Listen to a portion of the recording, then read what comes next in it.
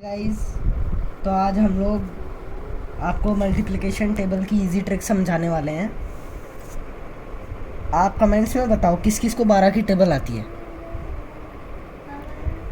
जिस जिस को 12 की टेबल आती है उसके लिए ट्रिक बहुत इजी है।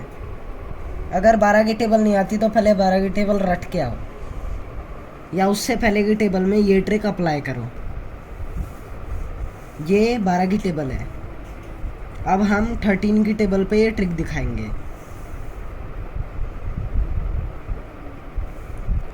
ये 12 है, 1 आगे है तो अगली टेबल में 1 प्लस कर देंगे तो 13। 2 24 में 2 प्लस कर देंगे 26। 3 36 में 3 प्लस कर देंगे 39। 4 48 में 4 प्लस कर देंगे 52। 5 60 में 5 प्लस कर देंगे 65। 6 72 में 6 प्लस कर देंगे 78। 7 84 में 7 प्लस कर देंगे 91। 8 96 में 8 प्लस कर देंगे 104। 108 में 9 प्लस कर देंगे 117। और 120 में 10 प्लस कर देंगे तो हमारा आ गया 130। ऐसे आपको हर एक टेबल का इजी ट्रिक मिल जाएगा, तो आप हर एक टेबल पे इसको अप्लाई कर सकते हो। और फिर ये आपने टेबल लिखी 13 की, तो आप ऐसे ही 14 की टेबल लिख सकते हो। आपको अगर सीधा 13 से 20 की टेबल लिखनी है या 19 की टेबल लिखनी है या 20 की लिखनी है, तो आप क्या करोगे, ये 13 है 20, ये जितनी टेबल आएंगी बीच में उतना ही आपको प्लस कर देना है आगे। 13 के बाद कितने आएंगे, 14 15 16 17 18 19 और 20 और 19। ये इतने 13 से 20 के बीच में आएंगे टेबल्स, तो आपको उतनी बार 13 में 1 प्लस करना है। तो इसमें आपके 7 आ रहे हैं, तो आपको 13 में 7 प्लस करना है, 20 आ गया आपका। अब 2 इंटू 7 करना है, मतलब 2 इंटू 7 किया और उसमें ये ऐड कर दोगे, आपका कितना आया 40। 3 इंटू 7 और उसमें 39 प्लस, तो आपका आया 60। ऐसे ही आपको हर एक में प्लस करना है।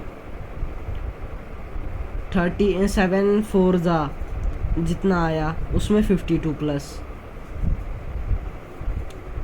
7 5 में जितना आया उसमें 65 प्लस,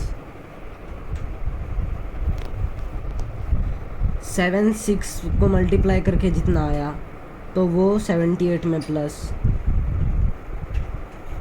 7 7 को मल्टीप्लाई करके जितना आया वो 91 में प्लस।